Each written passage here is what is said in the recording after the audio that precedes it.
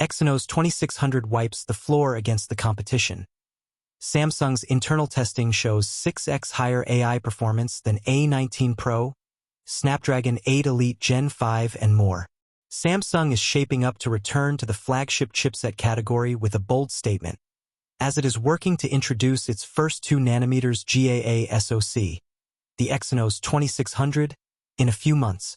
Before the grand unveiling, the Korean giant is required to run a bevy of tests to ensure that the SoC is market-ready. According to some internal testing, one report summarizes that the silicon is nothing short of a beast, handily beating both the A19 Pro and Snapdragon 8 Elite Gen 5 in a variety of compute, GPU, and AI tests. Here are all the details.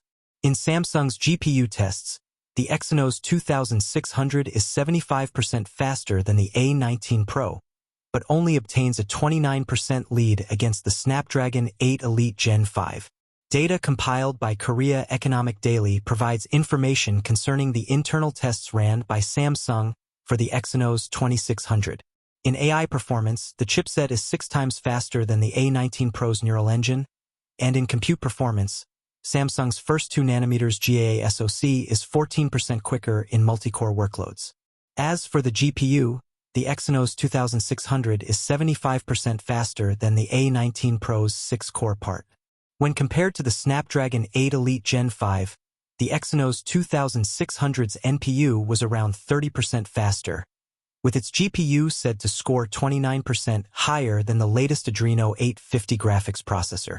Interestingly, the compute performance numbers were not shared in the report, maybe because the Snapdragon 8 Elite Gen 5's in-house Oryon cores are superior in this regard.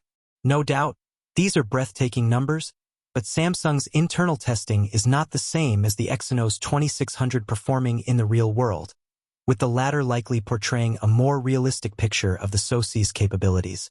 In short, we should probably pull our jaw up.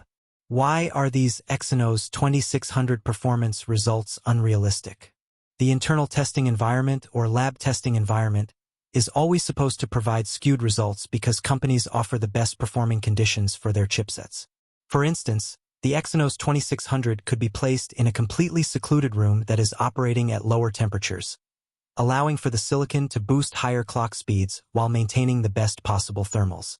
Additionally, Samsung may have unlocked the power limits of the Exynos 2600, meaning that it would have an insanely high power draw when obtaining the aforementioned results against the Snapdragon 8 Elite Gen 5 and A19 Pro.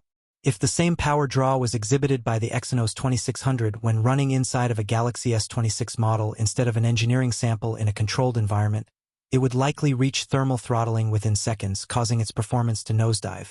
Due to the Exynos 2600's higher number of advantages in internal testing, we would prefer to check out the commercial Galaxy S26's results to provide an impartial performance overview. Unfortunately, the chipset's launch is still a few months away, so while we await the imminent announcement, you can check out our detailed rumor roundup to learn more about the silicon.